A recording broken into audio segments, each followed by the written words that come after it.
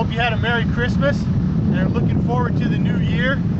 We just wanted to say welcome to Cav Country. We're here at Forward Operating Base Pacesetter, which is just outside of the town of Samara in the middle of Iraq. Wanted to take you on a tour of our base camp. Behind me, you've got a good picture of our motor pool. This is where we spend about 90% of our time. So we're going to walk you around to the different work areas, show you a little bit about how we've been operating here at Pacesetter. Also give you an opportunity to hear from each one of the troops and then from some of the soldiers who just want to send back a personal message. This is the second of our videos home, and just wanted to add to the collection and bring you up to date of where we are along the way. Around part of where we are here at FOB Pacesetter. FOB Pacesetter is built around an abandoned Iraqi Air Force base. So those large buildings you see out there in the distance are the hangars for the planes that used to be positioned here. And then every now and then you'll see a little bunker. Those were headquarters buildings, and that's what we use them for as well, is just headquarters. You can also kind of get the impression that we're out in the middle of nowhere. This place is way out in a big flat open area. Also, you can see that today's moving day, so all of our trucks are lined up, getting ready to go, getting ready to move out to our next location. It's a little bit closer view of one of the bunkers. You might be able to see at the very top of the bunker a hole. And what we found when we got here and went inside most of these bunkers, as you can see on almost every one of them, there's a hole at the top of it. What we found out when we got inside of them was that all of these bunkers had been bombed during the war, but they used a special kind of bomb that goes through the top and then just blows up the planes that are on the inside of the bunker. So it leaves the bunker intact, but I'll show you in just a minute. We'll go inside this building over here. You can see what it looks like inside. As you can see, this is the inside of one of these bunkers. You can see the two holes in the roof very clearly. And then you can see on the bottom how it has taken out and blown up all of the concrete on the right side of the bunker. But on the left side of the bunker, it didn't damage the concrete even at all. So very interesting, precise type of bombing. And as you can see by the tents, these are also, that's what we've been using these hangars for, is for places of worship. This is the morale and recreation tent for the brigade, where they have chapel services and phones and different type of things like that, movies. But all across the post, the inside of these hangars have been used for just different and various purposes. Well, here they are, containerized showers. Many of you will remember the briefing we showed you before we left home about containerized showers and containerized buildings. Well, unfortunately, that never happened. This is where we live. These are the showers for our area. And although most of the soldiers just went ahead and built their own tents down in the motor pool area, this is where a lot of folks ended up living. Not quite the containers that we expected. Actually, it's more like Bedouin tents, but they were at least dry most of the time. Most of them didn't have heat or light when we got here. We lived in them for quite a while without heat and light. And of course, the ever popular porta potty. We were actually happy to see those because we first got here, there weren't a lot of those. There were primarily wooden latrines that we used for a little while. And you can see the shower system here. Yes, that silver tank in the back is where the water comes from. And as many of you have probably been told, it's been in the 20s and 30s in the evenings and 50s and 60s during the day. So you can imagine what the water feels like when it comes out of those little containers. So that's a little of our living area, shower facilities, and latrine facilities. Good afternoon. My name is Captain John Wheeler. I'm the S1 of the Squadron. I work in the CTCP. I'm going to give you a little quick tour of where we're at. Today is the 30th of December, day before the New Year's Eve, so pretty excited about that. And lovely camp, or Foward Pacesetter. Over here is headquarters 40. That would be that's our vehicle that's got all our radios and our computers and stuff inside. And then the little tent off the back there is where we have all the computers, printers, and where we track the logistics battle for the squadron. Now if you follow me, I'll show you where we all live.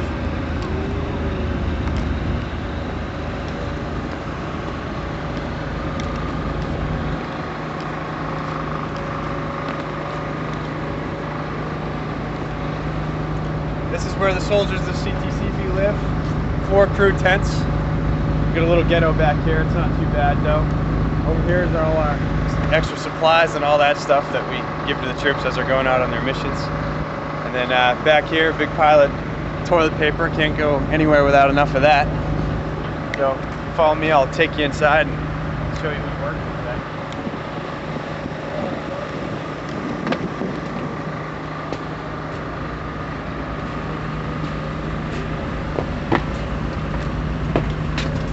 Everyone's gonna say hi to the FRG on the camera.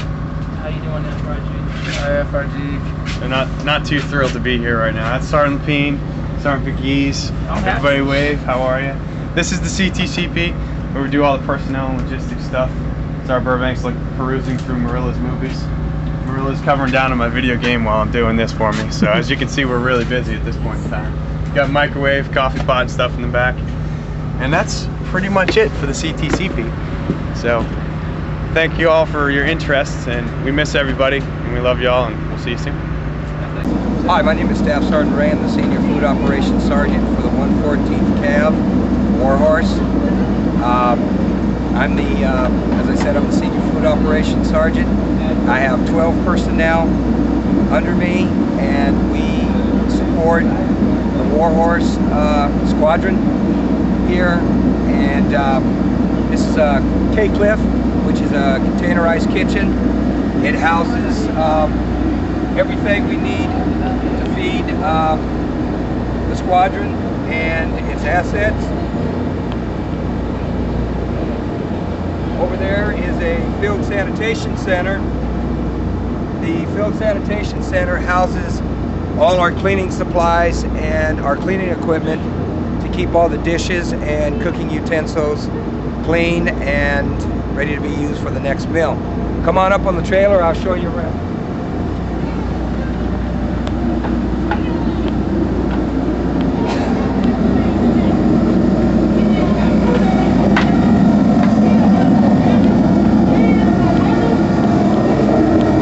This is Specialist Azard, Specialist Lugo, and Sergeant Johnson in charge of the shift at this time. They have the 4 modern burner units, which are used to heat the food inside the kitchen. We have an industrial strength ventilation system to take all the smoke and all the heat out. Right now, they're right in the middle of serving dinner for the squadron.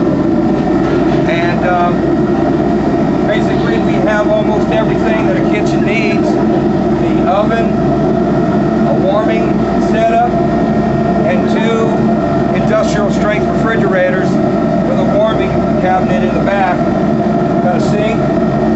Basically, almost every amenity that you have in your kitchen back at the house, we have out here. Let me take you over to the serving tents.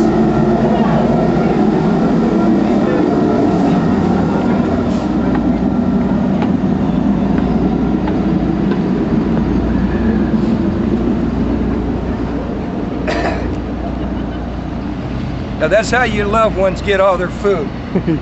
That's how we feed them for breakfast and dinner. So by all means, don't worry, they're in safe hands, they're eating good, and they're staying healthy.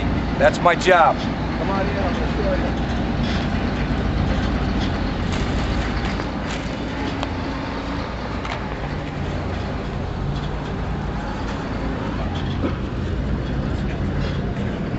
you. This is one of the dining tents that we have here on base at Pacesetter. It houses close to about 20 personnel. Shot, they rotate in and out, they eat chow, relax for a bit, and then move themselves back out to continue their mission or continue their job. Let me take you over to the second one.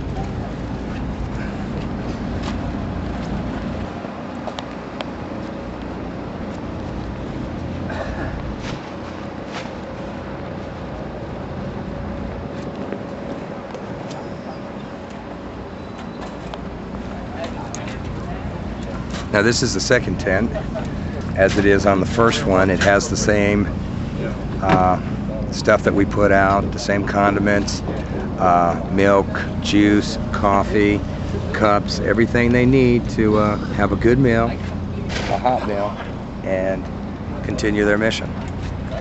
So as I said, for your soldier here, you take care of them at the house, I take care of them out in the field.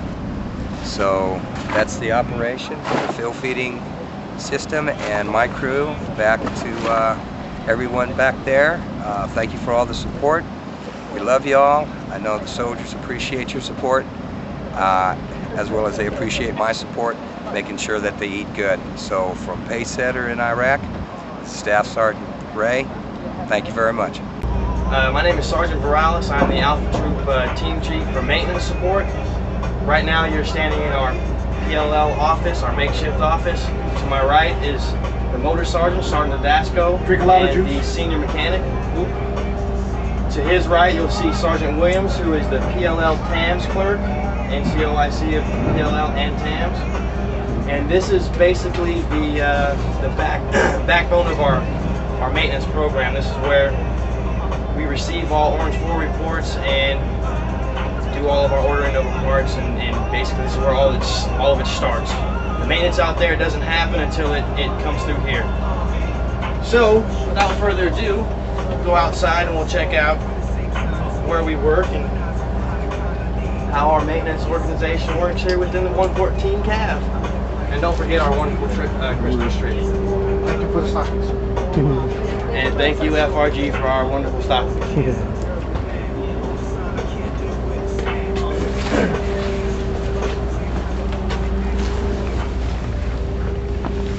Get familiar with some of the equipment and special tools that we have. Right here is what's called a FRESH, a forward repair system. It is basically God's gift to the mechanic. Without this, we'd have a lot of rough nights.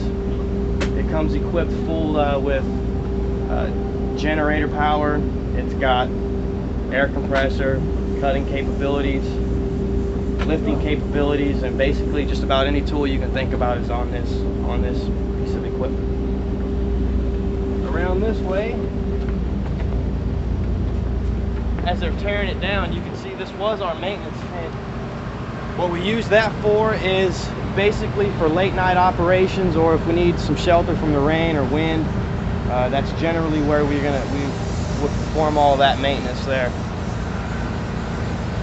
These guys work really hard, and occasionally it goes into the night, but we do what we got to do to keep these vehicles running, because that's our mission. On the other side of our CP here,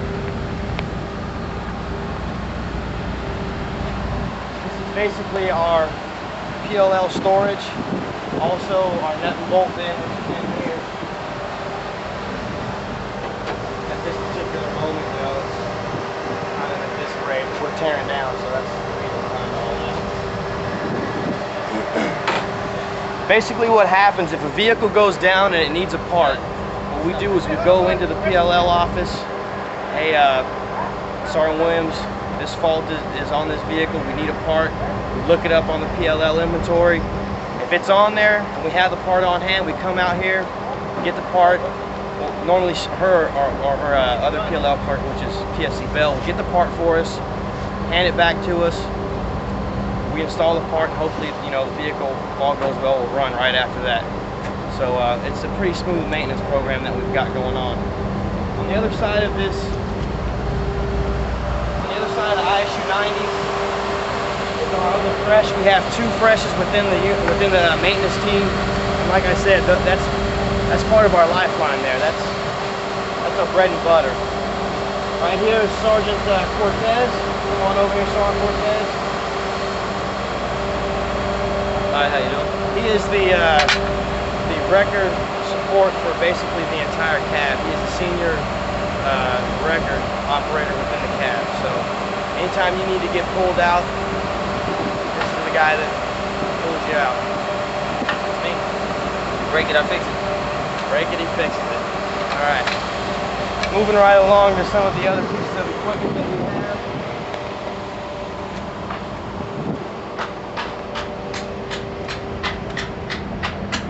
Right here is it's a contact truck. Basically what it does is it's a large toolbox, a large rolling toolbox. It provides us with all the tools we need, and we can push this forward to a vehicle that has some sort of catastrophic failure or something that's not going to allow it to roll. So this is kind of your mobile toolbox. It has a lot of the same things that the Fresh has on it. It doesn't have lifting capabilities, but that's why we normally roll contact truck and a wrecker together. Wrecker, which is right here. We roll that together for lifting support, and this also basically drags anything out of the mud that's you know, that the cab has. Like I said, this is just your basic large toolbox.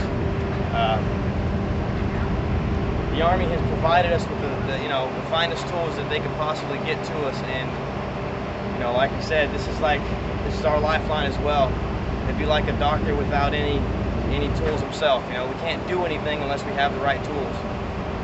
So, moving right along to the wrecker.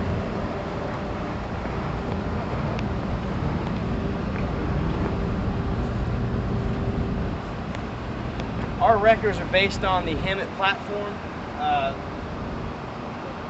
Basically, there's really nothing this thing couldn't tow out of the dirt or mud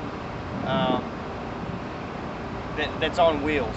You know, I mean, this thing right here this is the Army's tow truck. You know, it'll pull just about anything out. Sometimes we have to recover vehicles that are flipped over and on its side. In that case, a lot of times we use 2 wreckers, one for lifting support and one to actually flip it over. Like I said, this thing pulls just about anything out of the mud, and it gets stuck too, but we pull ourselves out. On the other side of it, this is the second wrecker. Like I said, we have 2 organic to the CRT, and these are the, you know, these are the, I guess you would call it the tow trucks. On the other side of that is the LHS, load handling system. Basically what that does is it picks up anything that's on a flat rack. What we showed you earlier with the Freshes, this is what hauls those pieces of equipment. Really, really nice thing to have. Easily to pick up something, easily to drop something down, and that's basically its main purposes for the Fresh and for our flat rack with the ISU 90s with our parts on it. On the other side of that is the MTV. It's built out of the FMTV family, the Family Mobile Tactical Vehicles. This is our hauler as far as extra parts, all of our tonnage. So we put the maintenance tent in there, and this is basically, that's our moving truck basically, is all it is. On top of it, it also doubles as our gun truck. We load a 50 cal up there, and then it doubles as our gun truck, our second gun truck. Directly over here behind you is ICLS. That's the contractors that work on the Strikers along with us. Those guys are basically the most knowledgeable people about the Striker as the Army has it today. You know, the mechanics, we get our hands on with it, and that's all fine, and we're learning quickly with them alongside, because not only are they just working on the vehicle, but they're teaching us exactly what we need to do just in case it happens again, or to prevent further failures to come across us. And in total, we have 7 ICLS. John Tippett is the head guy, and he's got a great crew. They've helped us tremendously out there. Without these guys, you know, they take a lot of the workload off us, so we can actually have time to you know, do more personal things, write letters, actually take 30 minutes to eat chow, or maybe wash our clothes during the day, get a haircut. These guys really take a big load off for us. Welcome.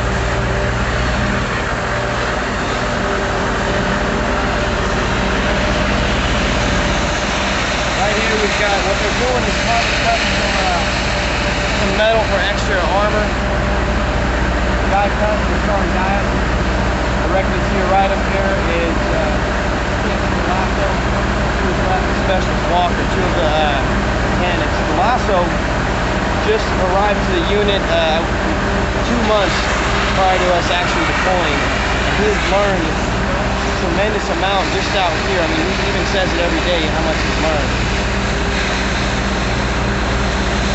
So in a nutshell, that's the layout of our maintenance program. You know, these troops, they go out and they need their vehicles to run, and that's what we do. We ensure that they keep running. That's why it's important to have a combat repair team, either organic or attached to these units. I mean, we put these vehicles through any and everything, you know, and they live out of these vehicles, and you wouldn't want to live in something that didn't work. So that's why we're here. When they go out, we are there forward to support them in an FOB or a tactical alpha, and you know, we enjoy being out there with these guys, and we feel, you know, we don't feel like we're FMC or we're just attached to the CAV. I mean, we actually feel like we are a part of the CAV. They make us feel at home, and we appreciate everything that they do for us, as well as they appreciate what we do for them.